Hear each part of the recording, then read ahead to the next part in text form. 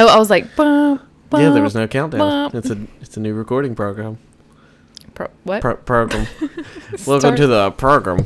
Start it over. It's fine. We'll just cut that off. Okay. That's how that works. All right. This is the Bowls of Life podcast, and I'm Tyler. No, and I'm Virginia. You said and you're Virginia. As we've gone through life, we've learned something important. Life is messy. It gets complicated. But we've also learned that we can create tools to help us jump into the mess of life and make an adventure of it.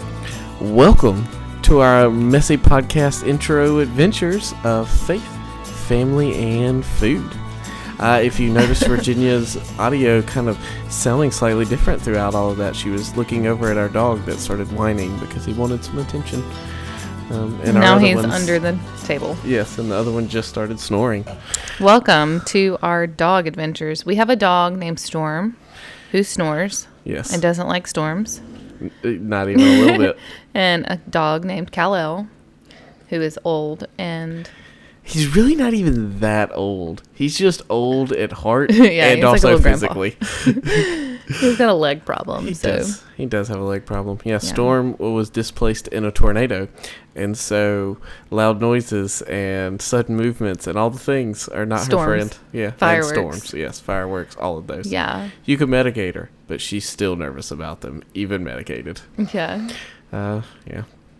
Hey, I can't decide if I'm sick or not. I know. Yeah, it's been weird. Our kid's sick with probably strep. Which is part of the problem of why I can't decide if I'm sick or not. Is we didn't actually confirm what he's sick with.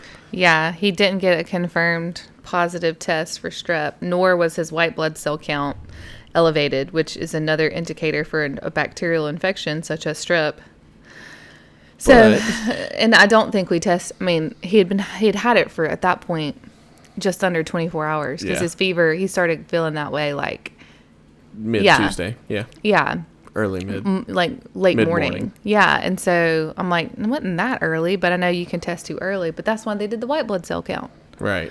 Anyways, so Tyler's feeling it. Yeah. Did 2 telehealths today just to confirm. The first guy. While he may be 100% right, it may just be a sore throat that is mildly painful and that's causing the pain in my ear when I swallow. He may be right. He completely dismissed you, though. But yes, the way he just was like, it sounds like a sore throat. And I followed up with a few more things, and he was like, just doesn't meet the criteria. Sounds like a sore throat. Gargle some water, and...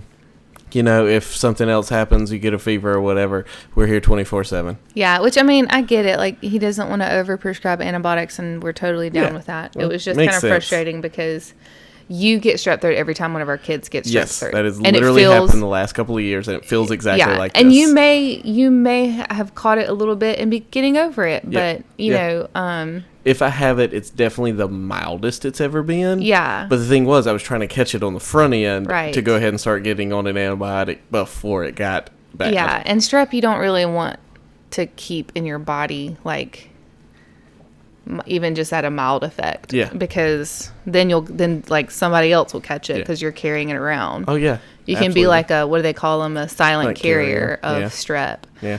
And that's when people get strep in their family like over and over and over again. It's because they have a silent carrier. Somebody just always got it. Yeah, asymptomatic. But anyways, all that to say, you still have something going on, and you preach on Sunday. Yes, I'm preaching this Sunday, and a throat thing would not be ideal by any stretch. And you don't need to be contagious. Yes, that's also true. So, yeah. I'll be on stage. I'll stay away from all the people. But you're still going to be. Yeah, I'm going to talk over them, and our room isn't very big, our gathering space. And you're going to interact with people regardless. So that also happens, too. Mm-hmm. Yeah, so I'll see how I feel in the morning and start... the second guy did prescribe an antibiotic, and you could tell like he was almost borderline feeding me things to say back to him so that he could go, okay, you meet just the bare minimum criteria. Plus I did have not only exposure to our kid, but one of my coworkers also developed strep this week. Whose kid was also with our kid. Our kid across last weekend. So like, it feels like it feels very likely. Yeah, I don't. Yeah, And he agreed with me, and so I think that's why he was almost feeding me one or two little things to say to him so that he could check Leading all the questions. boxes and then go, okay, well, I'm going to prescribe an antibiotic, but if this, or this happens, that means it's probably not strep, so you just stop taking the antibiotic if any of those things happen. I was like, cool. Which you don't have any sinus stuff or cough or anything I like don't, that. So. which is part of why it makes me lean towards strep versus just a sore throat. It's because I have no, sinus things. Yeah, and so me and Tyler, because he's married to me. Correct, yes.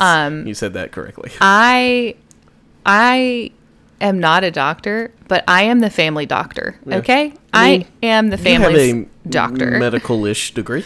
Yeah, I mean, I have enough understanding of how things work. Yeah. You have a science degree.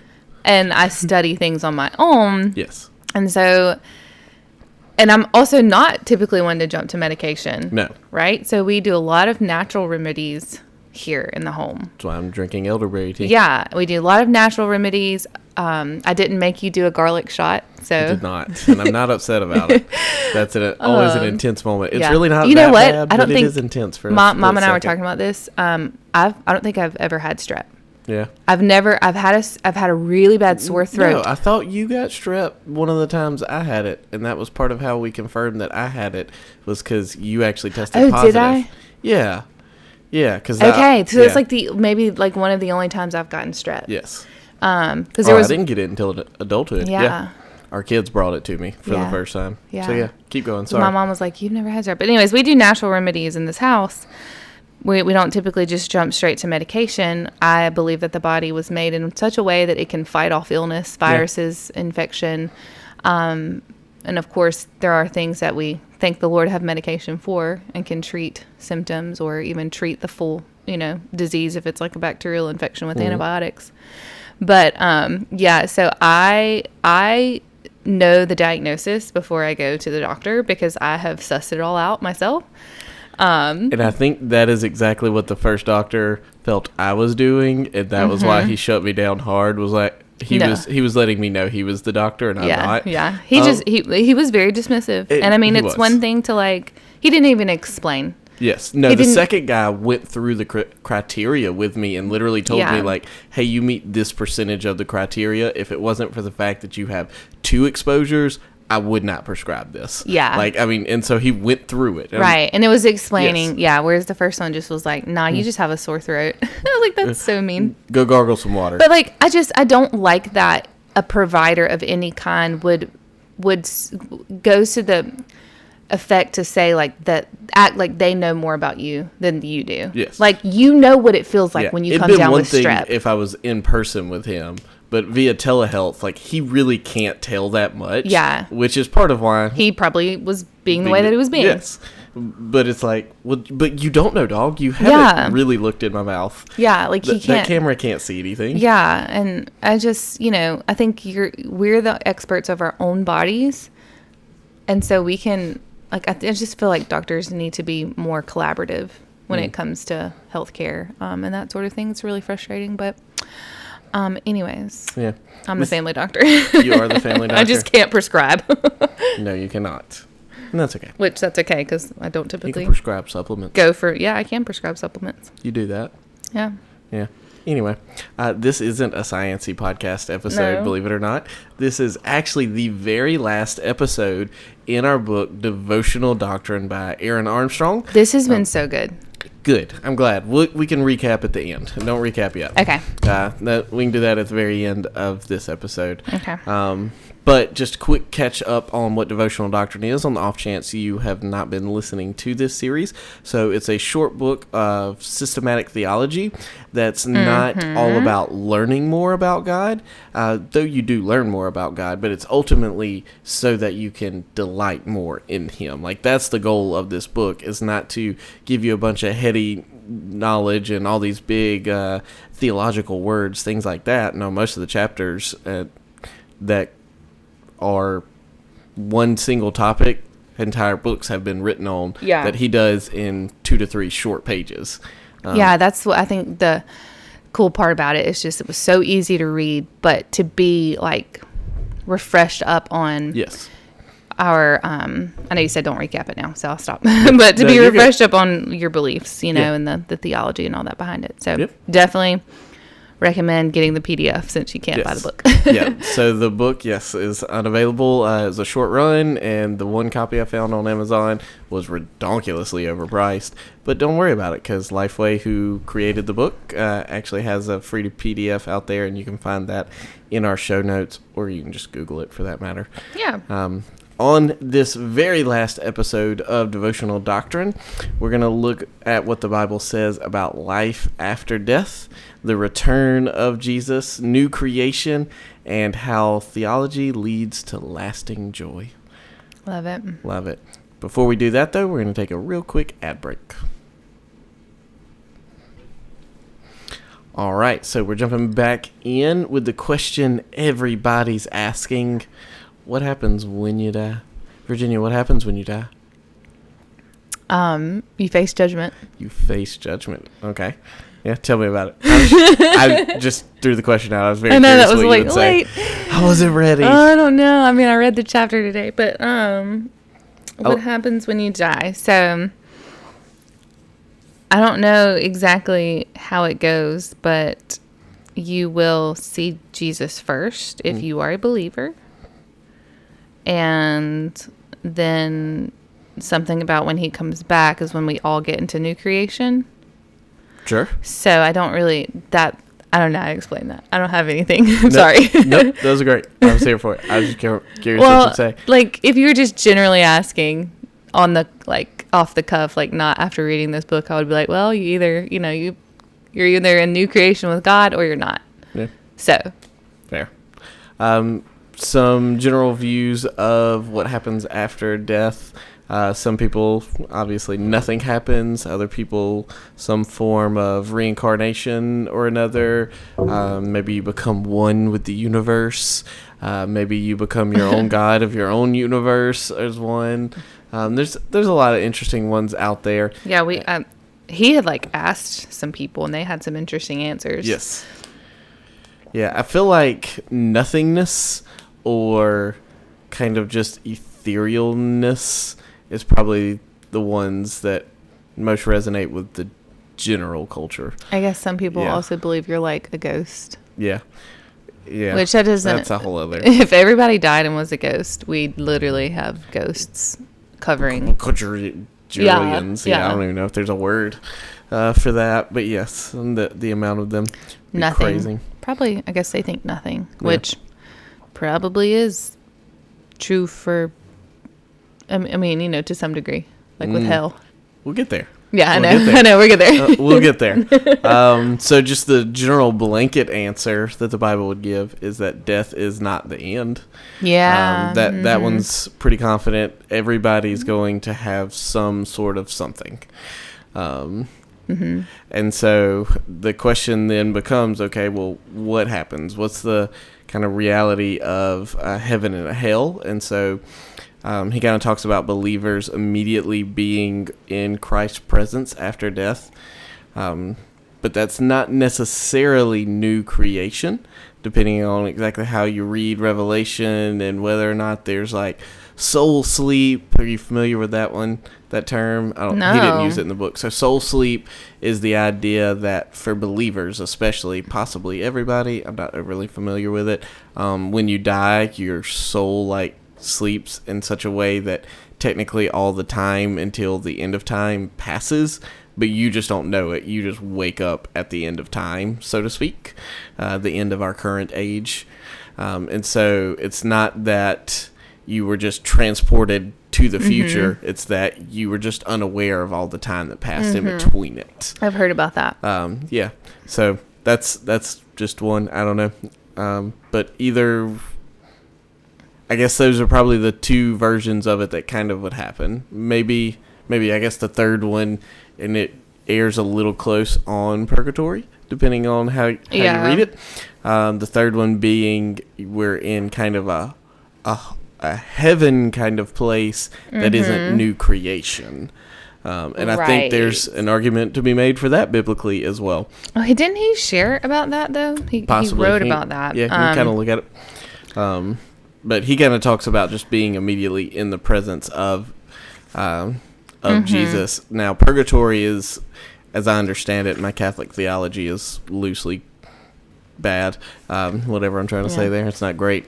But my understanding of purgatory is it's a place of preparing for eternity in a way, so that even though you lived in this time, you're not yet ready to be, especially for believers, in the presence of God. And so it's kind of a place where you're being prepared to be there. Oh, okay. That's probably the best reading of purgatory. Okay, so this is what he said. Yeah, go. When a Christian dies, he or she immediately enters the presence of the Lord. And he referenced scripture, Luke 23:43, 2 Corinthians 5:8. Some refer to this as an intermediate state because our final state is a bodily resurrection that happens following the second coming of Christ. 1 Corinthians 15:50-57. Calling it an intermediate state might call to mind images of the Roman Catholic doctrine of purgatory, but they're nothing alike.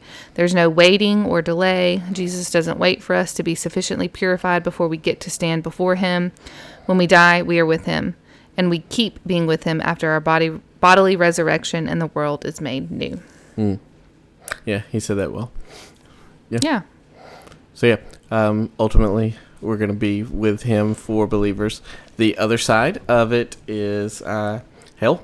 And so unbelievers remain separate from God until the time of judgment comes. And then there's lots of big questions there as well. Like, what does separated from God mean if we're waiting for a judgment time?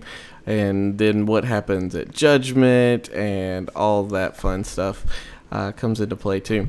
Thoughts on hell? Yeah. Got any feelings? I think. Ooh, okay, here we go. There's scripture that talks about hell, right? There will be gnashing of teeth and those sorts of scriptures. I don't know them well enough to know like what they're saying and what they're talking about. Yeah. So most of all of them I can think of are Jesus talking in the Gospels. And he's referencing or drawing allusions to Gehenna, the literal place that is supposedly, there's some scholarly debate, trash heap that was just always on. Trash heap. Yeah, like think a dump. Yeah. That's outside of Jerusalem that was like basically always on fire because they're burning all the refuse of the city. And so he is drawing much allusion to that place, is supposedly. There, again, scholarly debate of whether or not that's accurate. Okay. But yeah, that's the weeping and gnashing of teeth. Yeah. And, you know, I think sometimes our view of hell is skewed by the Heaven's Gates, Hell's Flames programs that our churches had. That are basically based on Dante's Inferno and whatever the other one is. It's all inside of Divine Comedy. Yeah, it was an interesting program. Yes. Good words. Never actually went through one. I missed that in my life. Yeah. It was traumatic. Yeah. I was gonna say seriously. You did. Yeah, no, I believe it. You watched people die. Yeah. And then you watched them either be taken to hell or taken to heaven. Yeah. And a lot of people thought they were going to heaven, but they were going to hell, and the devil like comes out and grabs them and takes them. Love it. Or they walk up the staircase, you know, where the baptistry was. Yeah. And they walked up the staircase to Jesus. It like makes me hot to think about. Like it was so odd. And my upbringing in church 99.9% of the time was really good. Yep. The 0.1 is the Heaven's Gates Hell's Flame. That's fair. And so I just think that was, I would love, I need to ask my mom, do you remember that? And what were your thoughts? Absolutely. Your mom remembers that. That's not even a question. Because they did it more than once. Because I remember they did it and I couldn't go because I was too young. And I was like, I want to go, you know. And then once you were 7, you could go. So I probably was too young. I probably was like 7 or 8. Yeah. Too young. And so anyways, what I was saying was, you know, your view might be a little skewed on hell. And so when I was introduced to the thought of, can I say it? Yeah.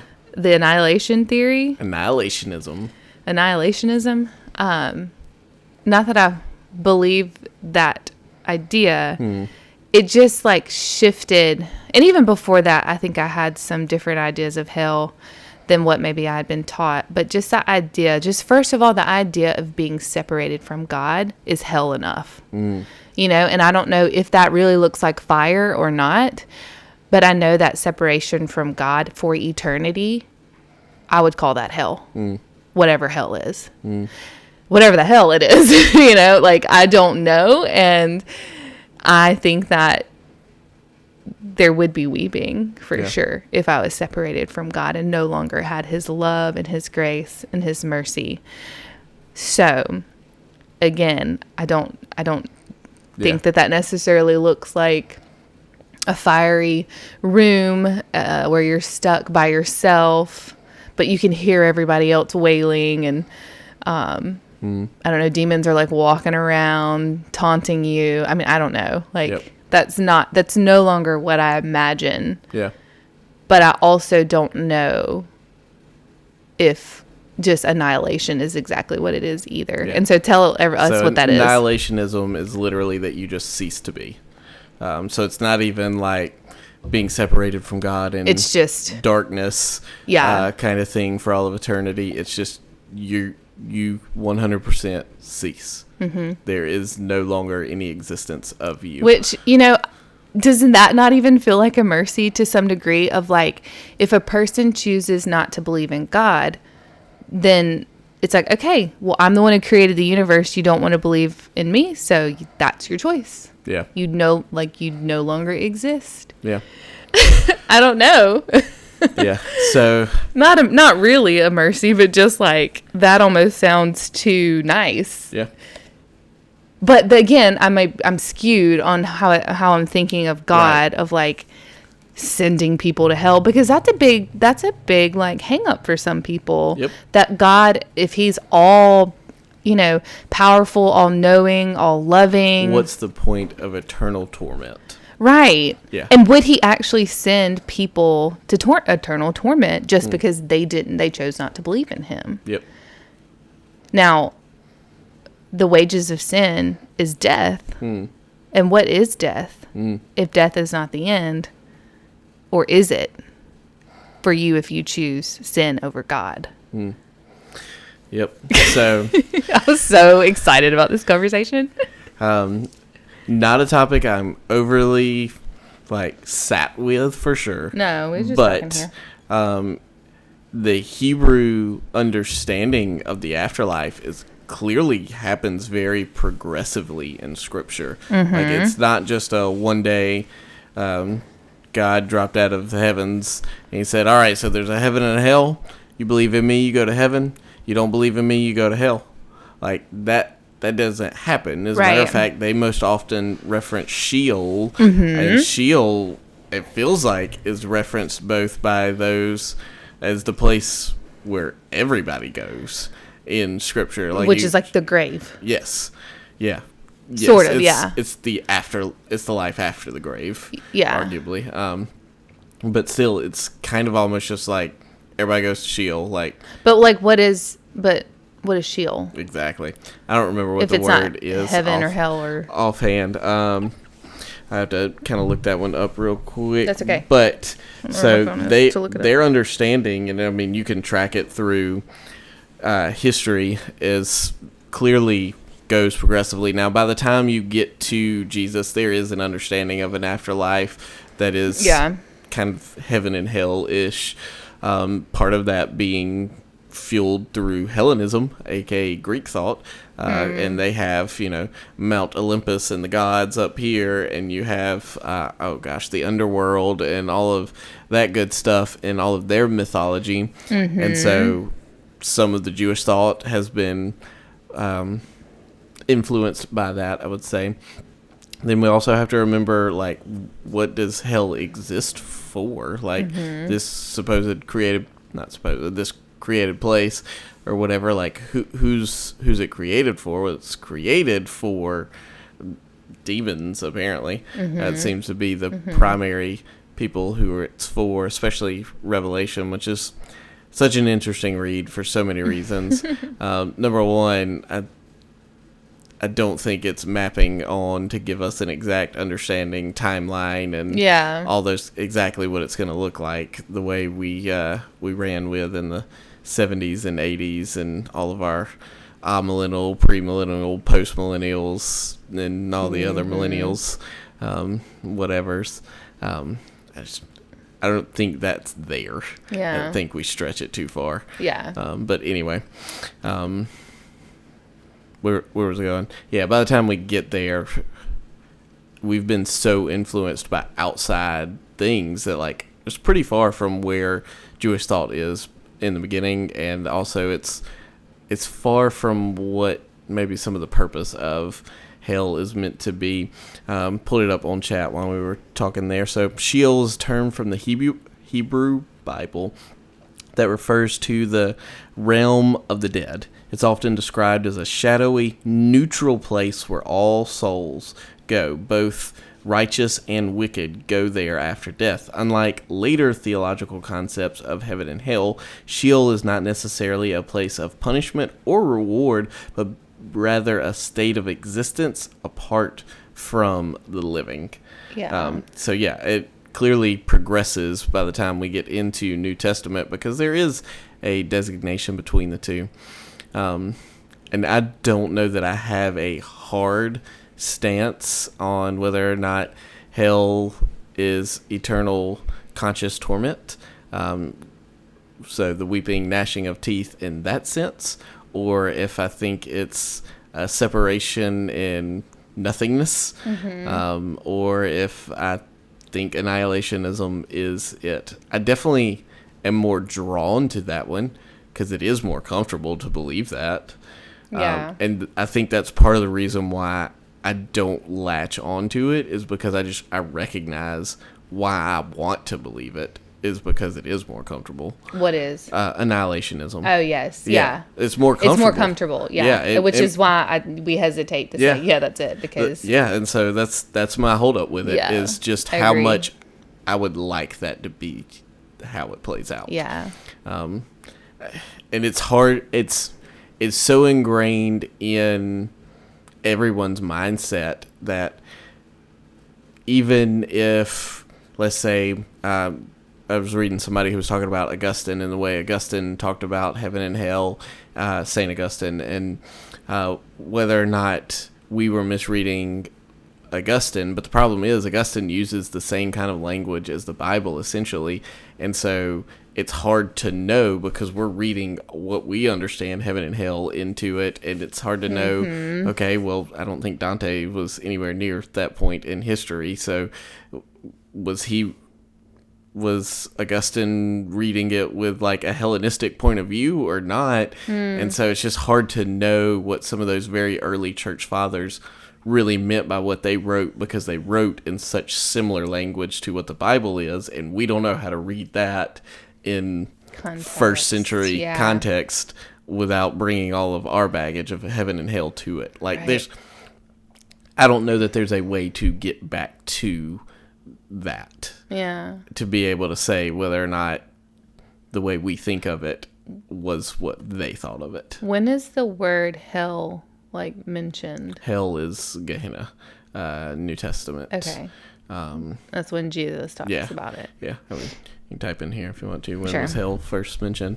If you want to, and see what it pops up for us. But yeah, so I don't sit with it very often, but it's one of those that when I do, I have a leaning, but again, I don't know. I don't know that I have an answer to what would be the point of conscious eternal torment. Like,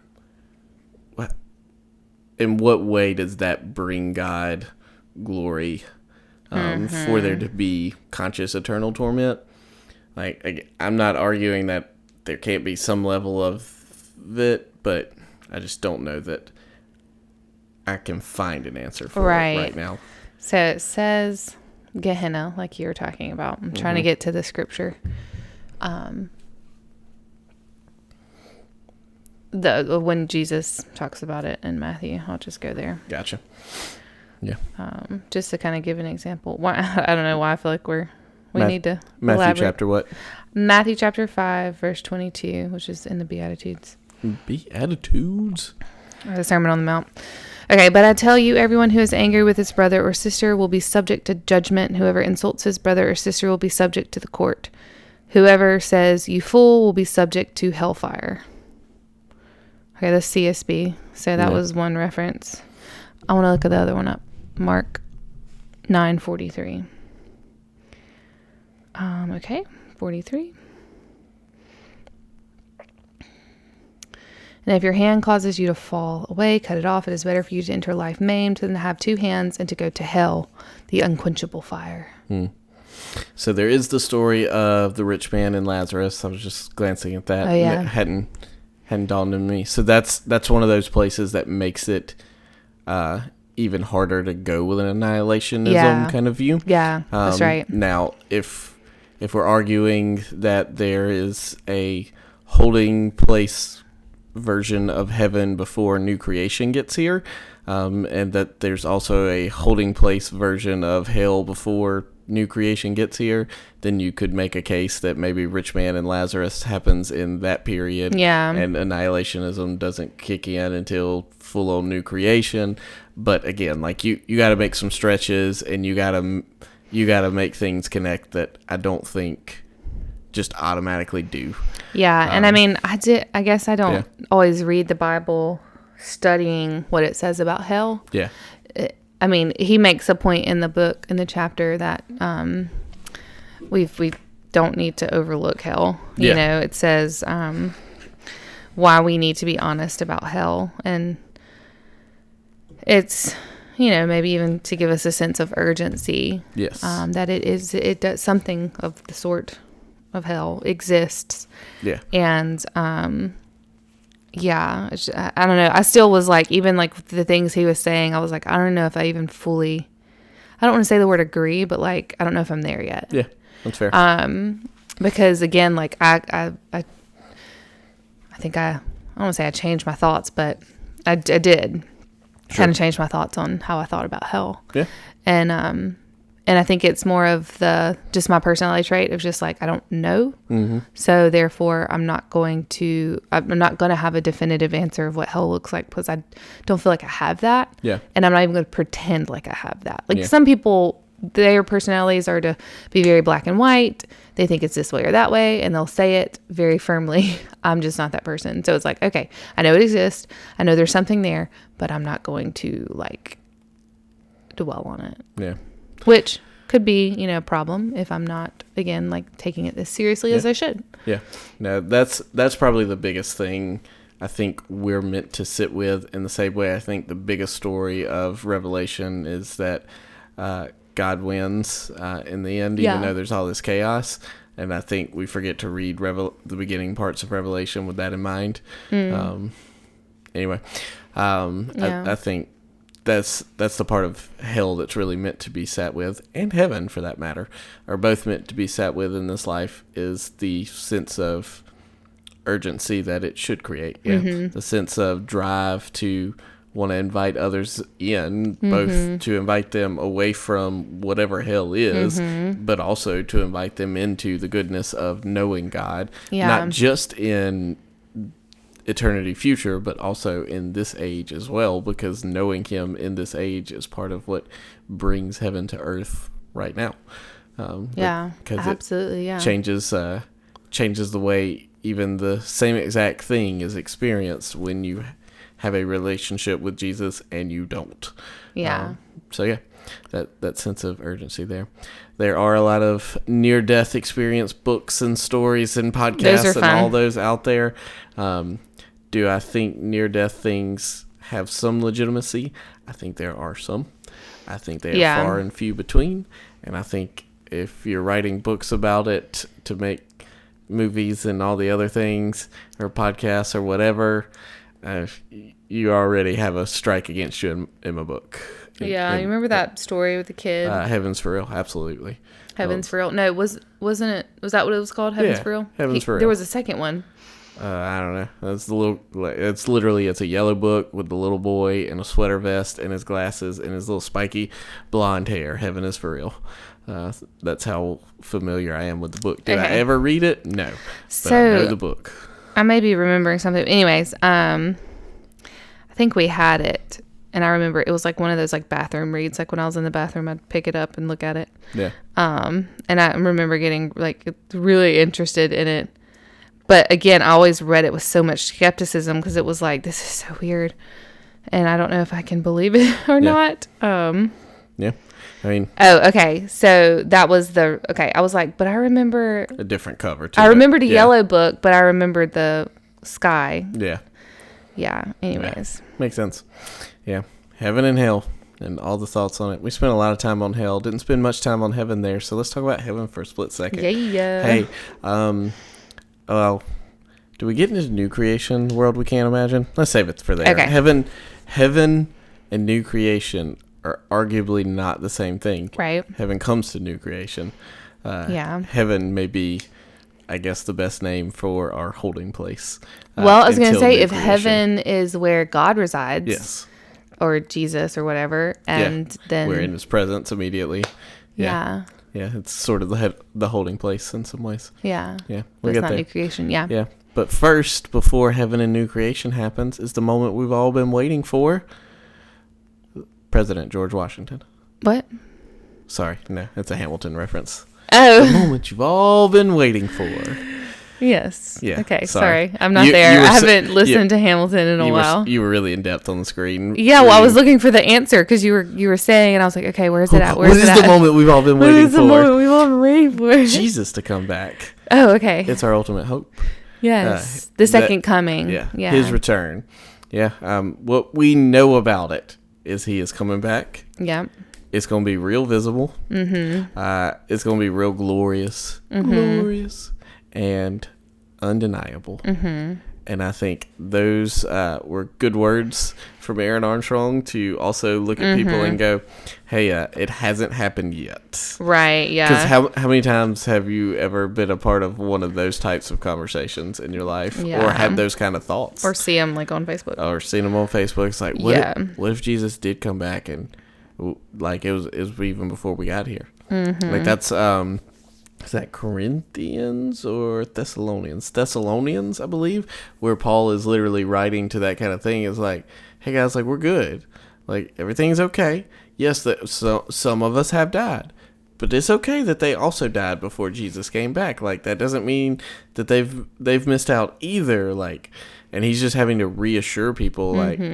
Number one, he is coming back. Number two, even if it's a while before he comes back and somebody dies, like that doesn't mean they missed out by dying. Because that seems to be kind of some of the concern he's addressing there. Yeah. Is for the saints who have already went to be with the Lord. Yeah. So to speak. And so, yeah. But we also don't know when that's happening. And that one's always comical. All the people's, man, the early 20-teens, I feel like, partially because of the Mayan calendar, but felt like there were a lot of those going around then. Yeah. There's 3 or 4 of them. I remember literally being in Meridian I think I was probably at Arby's because they have the meat. And so I was at Arby's, and there was literally a group of people who rolled in one of them big, like, 16, 20-passenger mini bus kind of things, and literally had a date. It was like May something of Jesus' second return. Yeah. And like they are touring, telling people about it. Oh my. It was just all over the side of their vehicle. I just had a good laugh. Like, what is happening here, guys? Yeah. Just get out with your nonsense. Yeah. I mean, because it's clear. The Bible says we're not going to know like when it's going to happen. Yeah. We'll know when it happens, but we're not going to know ahead of time. If I ever told you the Seventh-day Adventist Church literally came out of 2 failed predictions of Jesus' return? Yeah. Basically, the first time the guy was like, I mean, I didn't actually get the date wrong. This was the beginning of the end. It's actually going to happen a year from now. And then the next year, I forget exactly how we explained it at that point. But, yeah. And then he's all like, well, like, it was more of a returning in process kind of thing. Stop trying to predict it, my man. Yeah, it's terrible. Yeah, whole other thing. So he's coming back, but we don't know when he's coming back. So really the question then becomes, what do we do while we wait? Yeah. I like how he kind of summed it up. Number one, among believers, we live humbly. So obviously we should be aware of what the Bible says, what we believe, and why. But since there's still a lot of mystery, just still being humble in it, like just willing to admit if we're wrong, and be open to correction based on Scripture. Saying things like, I don't know if it's annihilationism or eternal conscious torment. And not saying it's definitely this or that, or at least being able to, correct yourself. Yep. And number two, among unbelievers, live hopefully. So, because we have the greatest news for the whole world, we live differently than the world. Yeah. And we live out our hope rather than in fear, invite others to share in this process. So I was just singing Living Hope to my kids going to sleep tonight. It was just a good reminder, like, Jesus is our hope. We have nothing to fear. I mean, we have things to fear, but we don't have to be in fear all the time, We don't even have to fear the end of the world. Yep. We don't have to fear death. So in view of eternity, our entire lives in this age is a blip. Oh, yeah. Like, let's say you get 75, 80 years, the average lifespan, I think somewhere in the 76, 77 range these days. Yeah. It's literally nothing. Yeah. It's like a Tuesday. Yeah. In eternity. Yeah. Yeah. And when you think that way, it's those strong reminders of not losing your cool on your kids because the projector wasn't setting up right and they're losing their minds about it and they just desperately want to watch the Mario movie and eat pizza and you can't get the projector working for the big screen. So you're getting rather flustered. Not that I experienced that last week or anything, but just a random, totally unspecific example. Yeah. But it's like, come on. In the grand scheme of things, it's okay. Yeah. Take a breath. And things going to be all right. Yeah, I think, man, we live in such an anxious world. And, I mean, I was talking to a client today, and it was just like, if we don't have the ability or the tools or just even the wherewithal to be able to, like, talk ourselves through thoughts that come through our mind that are extreme and irrational. Yes. Then, like, we're crippled. Yes. Like, you can't, like, I experience, not very often, but, like, or not, like, chronically, anxious thoughts about my children or about my health or about something.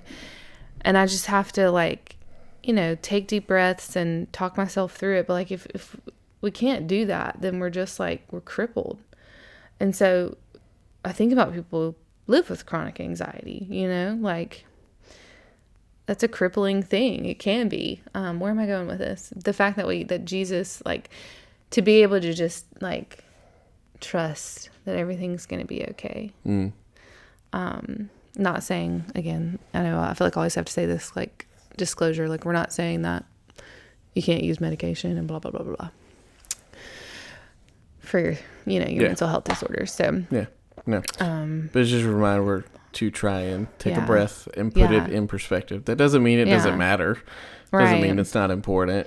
Doesn't mean your feelings aren't valid. It just means take a breath and try and put it in a slightly bigger perspective than just this moment. Yeah. And so after his return, then we get to experience the world we cannot imagine. Because new creation is far greater than anything we can dream of. Like the way it talks about all of our utopian ideas always seem to fall short. Which part of that's just the fact that anytime we talk about utopia, it's actually a dystopia, and we're just trying to create good drama for books and TV. Yeah, well, I don't... he said Star Trek was his only example for a utopia, and I was like, you lost me. I don't... What's a utopia that I would have, like, read about or seen on a movie? That's a good question. I don't know. Zootopia. Yeah. I just put that together in my brain. Yes. That's the utopia. It's the utopia for all the animals. Yes. Yes. Yeah. Welcome to the team, babe. I feel so dumb. That decade plus old movie. Gosh, it might be closer to 20 years. I didn't even know that was a play on words. Yeah, that's fine. Zootopia. Yeah, it's the utopia of all the things. It's a solid movie with a few crass references, but solid. But they movie. had really? I don't remember them. Yes, you do. We've watched it with our children and made eyes at each other. It's like, oh gosh, I don't love this. Oh, I guess so. Like the rabbits. I don't know, but yeah, utopia. Utopias that you would know. Oh, gosh, yeah, they're all dystopias. That's the deal, because they're all dystopias. I know, like the Hunger Games and. Yeah, what was it? The Giver or whatever. They lived in that world. There was a movie we watched. Yeah, I don't remember. Yeah, everything was perfect, but it turns out it wasn't. Yeah. The Good Place. That's what it is. Oh, The Good Place. Oh, that's a utopia show. I mean, yeah, it was also it was literally hell. They do make it to the good place at the end. Okay, so utopia. No, even what we imagine in our, art is nowhere near. I mean, like, can't even imagine a great place. Yeah. A utopia place. Yeah, I mean, it's completely free from sin. It's completely free from suffering. It's Narnia. No, Narnia's always broken. There's all kinds of broken stuff. I guess like before. I mean, yeah, and the moment, magician's nephew for like those first. That moment before. There's a couple of chapters. As creation is happening. Aslan is singing. Yes. The end. Yes, and that was the end of the utopia. Yeah, and then it's the very end, but you don't actually see it. You haven't read that book yet. I haven't read that yet. Yeah. We paused. You're getting there. Okay. Sorry. Carry on. Yes. No, but free of all the sin, death, suffering, all the depressions, anxieties, and brokenness. Like, none of that is there. And that's beautiful. I love that. I love the thought of new creation in the sense of, like, it's a new creation or a recreation. It's recreation. Because it's renewed, if you just need the new word. People still have this idea that heaven is like this airy cloud. And it's bright white lights, like Bill and Ted's Excellent Adventure. Yeah. And there's pearly gates. Yeah. And like... Yes, the words gold and pearly and topazes and emeralds and all that. Yeah, but we have that. But we have that on Earth. Yeah. Honestly, like the gold and things like that, I'm pretty sure that's just a representation of the radiance of the holiness of it. You know what? It has nothing to do with it being gold and everything to just do with it being radiantly holy in the same way that Moses' face shone really brightly. But... Yes, it had nothing to do with a metal. Go. So I remember being told or taught that when John wrote Revelation and he would reference things in color and gems, stones, and that sort of thing, it was just like, that was the closest reference. Right. Like, because that was the only earthly thing he could, like, say that it looks like. Yeah. But then you think about, well, like, if it's recreation, don't you think that a lot of the things that we already have on Earth are going to exist in heaven? Yeah. Like a topaz or a sapphire or a ruby or whatever. Hey, when was when was creation at its ideal? In the story that we have thus far. When was it at its ideal? Yeah. It's not a trick question. Okay. I was like, he's tricking me here.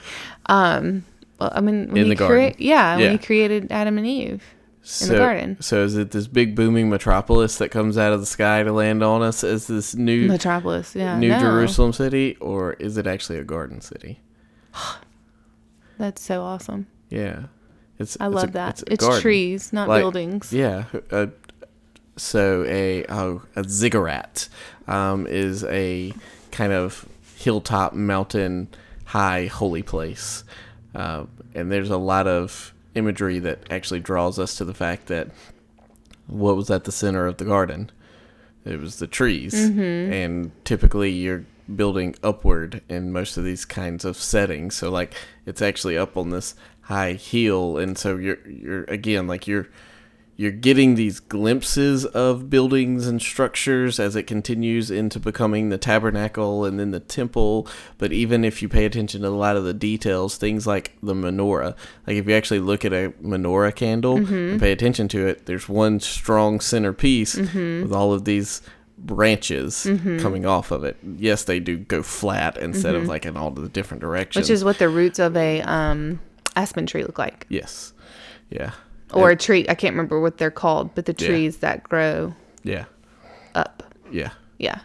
But yeah, and so all these things throughout the tabernacle and the temple, like if you read them, you got to really know how to read them, but read them properly, you realize they're mostly referencing like garden type imagery. Yeah. And so I think the garden city, or the city that's coming out of heaven to be the New Jerusalem on earth, the place where God himself will reside in the renewed, recreated earth. I think it's really more of a garden. Yeah, I think agree. it's more of, I'm trying to find the right words, like a city garden. I can't find the right words for indoor garden, greenhouse type things that are in like really big ones. Yeah. There's words. I don't can't know. find them. I don't know what they're called. You're looking blankly at me too. Sorry. So, But no, I agree. I think it's going to be more like the beginning of time. It's a botanical garden. Botanical. Yeah, I guess that's the word I'm looking for. Maybe so. Yeah. Yeah. And I think that's going to be a lot more of what it is and a lot less of New York, but like Gold. Yeah. Yeah. No, it's not that for sure. I don't think the mansions and things like that are these skyscrapers or any of that. Yeah, and I still like. I also don't know. That was the image that was put in my mind. Yeah. Well, you use the images that are most familiar to you in the same way that John did. That's why when you think about the... But because what was told to me. Yeah, though. I know. And I'm saying the reasons they did is because those were the images that were most familiar to the people who told you these things. Yeah. And drew them in Sunday school books and things like that. Yeah. Like the armor from Ephesians 6. And we always draw it looking like a knight from medieval times when no, it would be a Roman soldier. It would look completely different than the way we typically draw that. Oh yeah. Yeah. And just things like that. You grab onto the things you know best. Right. Anyway, I don't know. I got a little side tangent there. So recreation's but good like a garden. Yeah. Or it's going to be like a garden. We think it's going to be more like that than a metropolis. Yes. A golden metropolis. And also, like, I don't know that we're spending all our time living in these mansions and walking just on these streets. I think we're going out and cultivating earth in the way we were meant to in the first place.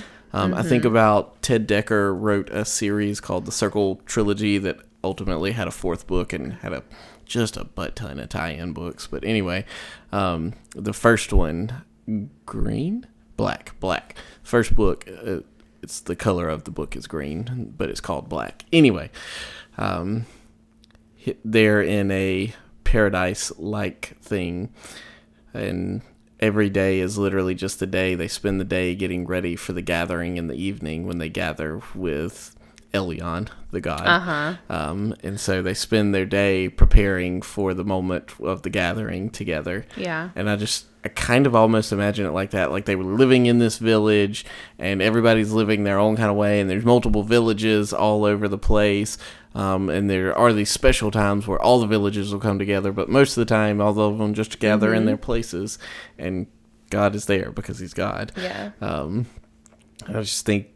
I think it may look kind of like that in some ways, which I mean is what he was drawing on as he wrote those scenes. But it was literally just like, man, people are doing life in similar-ish ways, though very different at the same time. And also we're gathering with God. Yeah. Yeah. Yeah. Yeah. It gets better. And so we live in light of eternity, as Aaron Armstrong put it. You know, this promise of what's coming fuels how we live right now. Which is kind of what we were saying a minute ago, is just trying to keep it all in perspective. It helps us, the hope of eternity helps us exist here in ways that aren't as depressing. Yeah, for sure. And the hope of eternity also should drive us to want to share the gospel. Yeah. As you were saying on our last episode, I think, it's just like, you don't want to be the person that always talks about God, but then also that's exactly the point. So we're trying to learn to not feel that way about it. Obviously don't want to do it in cringy, uncomfortable, forcing everything down people's throats kind of way, but just like in a way that's like, nah, he's center of what I do, and he's a part of everything. And so I'm naturally going to talk about Jesus just because that's how naturally he is in my life. In the hope of what is to come in this potential garden city. Who knows? Gives us the drive to do that. Yeah. And now we've done it, Virginia. We finished. Made it to the end of devotional doctrine. He finishes with a one-page conclusion where he basically says some of the things he said in the beginning, that knowing God isn't about amassing more knowledge, but it's about learning how to find a deeper joy in him. Having this kind of understanding of who God is, having a theology, thoughts on God, it shapes how we live, how we love, how we worship, how we do everything. And so it is important to work through it, but being at the end of a systematic theology book is not actually the end. It's the beginning of continuing a journey of growing in knowledge of who God is and delighting in him. I like the quote by Augustine here. How sweet did it suddenly become to me to be without the sweetness of trifles. And it was now a joy to put away what I formerly feared to lose. For thou didst cast them away from me, O true and highest sweetness. Thou didst cast them away, and in their place thou didst cast... Sorry, I can't say that word. Didst. I totally butchered it. Start back and just say it in normal English. You know where to say the right words. What do you say for didst? You did. Thou did. Okay. You did. Do you want me? Okay. How sweet did it suddenly become to me to be without the sweetness of trifles, and it was now a joy to put away what I formerly feared to lose. For thou did cast them away from me, O true and highest sweetness. Thou did cast them away, and in their place thou did enter in thyself, sweeter than all pleasure. I love this because if you know anything about Augustine, which I did not, he referenced how he had spent most of his youth pursuing empty pleasure, and even spent time as a member of the hedonistic cult.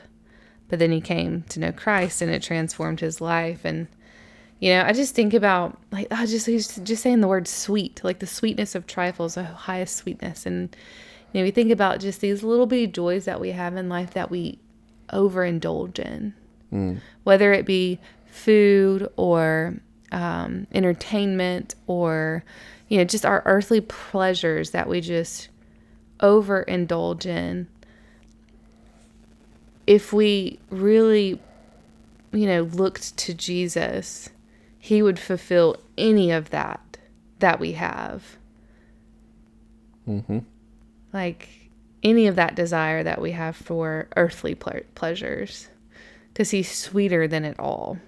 And I don't even know how to describe that. That was a pretty good description from Augustine, but if you're being driven a lot by your fleshly desires, then I would, no matter what it is, big or small, however you think about it, because it's Lent right now. I think about a friend who's giving up coffee. She was like, it's not caffeine that I'm giving up. It's just the coffee, because I feel like I lean on that too much.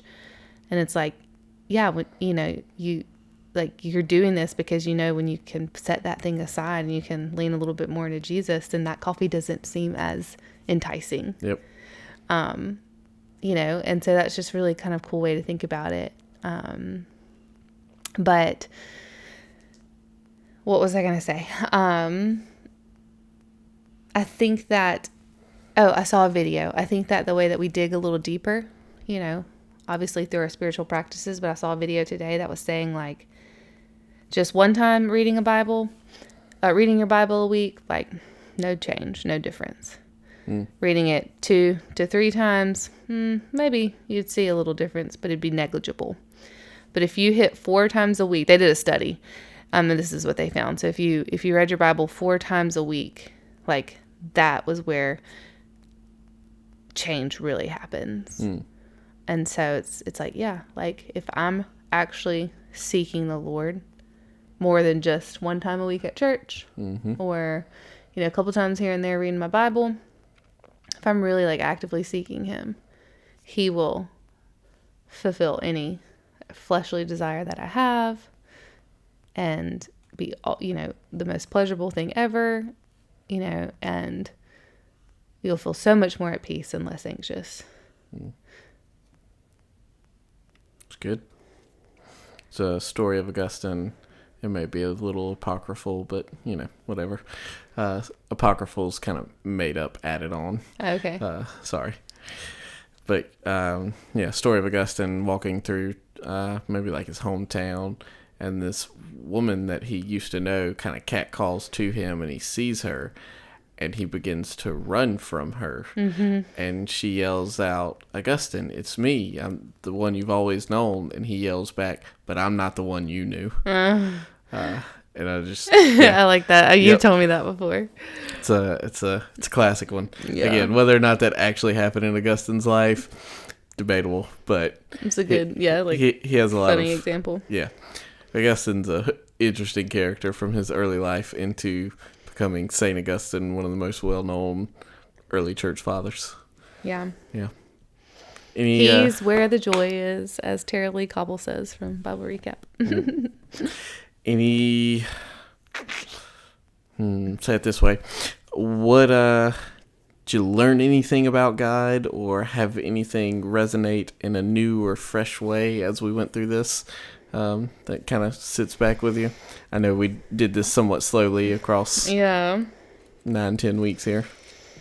I think it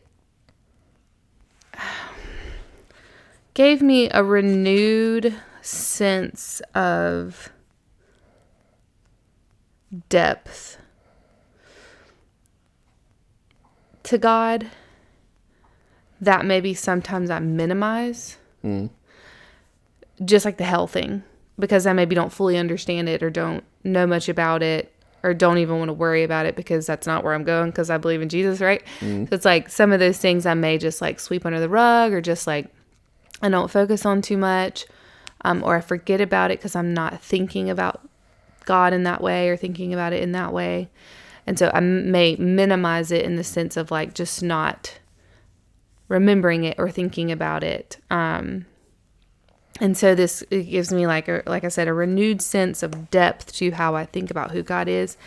And in that, like, it might be, reminding me of for example, the sense of urgency, because hell is a real place. And you don't want it to be the afterthought, like after someone passes and to think, oh, did they know Jesus? I don't know. I never talked to them about it. And then,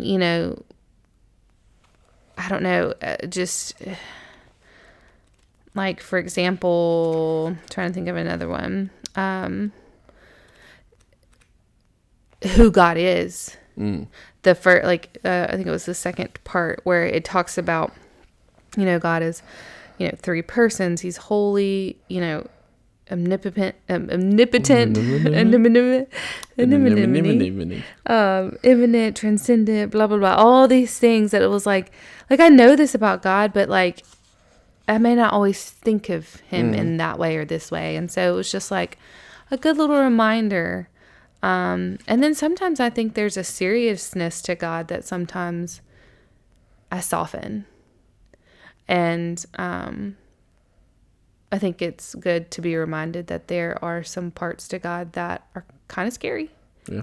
And that's okay. Like, we can sit in that, or I'm choosing to sit in that and be okay with some parts I don't fully understand, or maybe don't even fully like, or don't, would do it differently, but I'm not God. So I have to trust that he's doing it the right way because he is God. So yeah. Love it. What about you? Can answer your own questions, sir. Right. It was good to sit with a lot of those ideas again. They're not ones I necessarily have to sit with often. It's easy to fly across surface things and be real vision casty in my role at church of just trying to excite people about Jesus, so to speak. Right. It can be really easy to just latch on to all the easy and sweet, tangible things and not really sit with some of the depth that makes much of that what it is. Those things aren't what they are until you get some of the depth of the other things. Like understanding God as love is not as powerful until you recognize that he is 3 in 1 who exists in an eternal self-giving, loving relationship. Yeah. And because he exists in that relationship is why he loves us. He's not only capable of it, but he's inviting us into it. Yeah. But now I'm getting off into delighting in the Trinity. Yeah. Trinity book again. That it's definitely on a future series list. Okay. For us. Good to know. Yeah. Speaking of future series, this will be the right moment to let you know. We're going to take a couple of weeks off. We haven't set an exact comeback date yet, but just to give us a little bit of time to map out what all's coming next and get a couple recorded. That way we're not last-minuting it again. Minuting it again, because I'm a millennial and everything's a verb. Yeah. But yeah, we'll take a couple of weeks off. That doesn't mean we're going away or we're taking a long hiatus or anything of that sort. We're just getting the next series or content ready. Yeah. That way what you get is actually good and it's not just us flying by the seat of our pants. Yeah. At least that's the goal anyway. Yeah. But before we sign off, Virginia. Yes. All right. Quick and easy recipe. All right. Let's go. This is the one I came up with the other night. Okay, I was hoping you would do that one. Let's go. Yeah, so I haven't written it down yet, so it'll eventually get written down. But basically all I did was I browned ground beef with onions, and I didn't have any of the other vegetables it called for. So I just did onions, and I put cubed sweet potato in there, and so cooked it all together. Yeah. Cubed, yeah, cut up, into little cubes. Yes, I was adding the word because you first say cubed sweet potatoes, like, okay, where do I buy cubed sweet potatoes? Yes, that's you cut them. You cut them yourself, Tyler. Yes, yes, keep going. I mean, you can buy them frozen, but anyways, which for convenience, yeah. So anyways, all in the pan, cast iron, of course. And what did I season it with? Garlic, onion, salt, pepper, chili powder, cumin, and was there another one? Yeah, I think that was it. So I was trying to follow a recipe. I didn't have everything. And then I started making it and I was like, no, I'm going this way. So it's kind of like a Southwestern kind of mashup. But so once we made it, okay, it's literally ground beef, onions, seasoning, and sweet potato, right? Right. Well, I opened the fridge and I was like, I want queso drizzled on top of this. Oh, because it called for cheese. And I don't know, the idea of throwing shredded cheese on it didn't quite hit me right. And so when I saw the queso in our fridge, I was like, yes, 100% yes. And so now it's my recipe because I totally went off the rails. And that's, buy you some white queso or make it yourself if you do that. I don't do that. And then drizzle it on top. It was so good. It was delicious. Yeah. So good. Our kids ate the queso. Yeah, they like sweet potatoes, but when stuff is mixed together. Yeah, it throws them off. Yeah, it throws them off a little bit, and that's any kid. So if you're trying to feed your kid a lot of mixed foods, and you're frustrated while they're not eating it, you may want to separate it for them.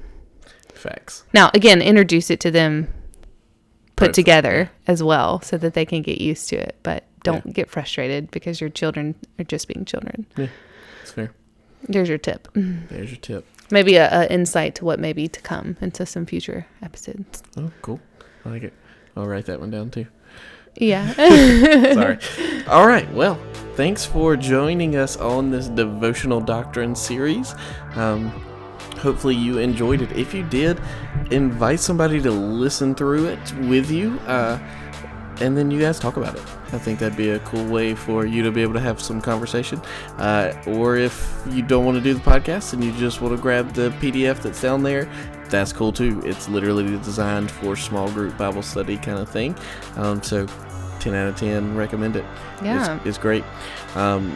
Plenty of things to be conversated about in each of those chapters, if you couldn't tell by all the conversations we had. Just the two of us. Yeah, that's right. So we'll be back soon in a couple of weeks. Don't think that we've gone anywhere. And here's how you'll know when we've come back. Number one, you're subscribed, so it just automatically pops up in whatever podcasting app you listen to.